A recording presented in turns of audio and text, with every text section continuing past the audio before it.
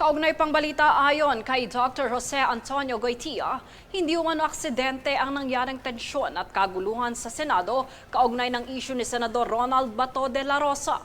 Giit niya, nagsimula umano ang krisis dahil sa umano'y pagprotekta ng ilang lider ng Senado kay de la Rosa habang kinakaharap nito ang mga usaping legal. Sinabi rin ni Goytia na hindi dapat agad sisihin ang administrasyon ni Pangulong Ferdinand Marcos Jr. habang nagpapatuloy pa ang investigasyon sa insidente. Binatikos din niya ang mga pahayag na umano'y may direktang utos ang Pangulo na arestuhin si De La Rosa at all costs at sinabing dapat umanong pairalin ang maingat at batay sa ebidensyang pagtalakay sa issue. Nananawagan din si Goytia ng transparency at patas na pagbusisi sa mga pangyayari upang maiwasan ang pagkalat ng haka-haka at lalo pang tensyon sa publiko. Samantala, nagpapatuloy naman ang investigasyon ng mga otoridad kaugnay ng insidente sa Senado at sa mga alegasyong may kaugnayan dito.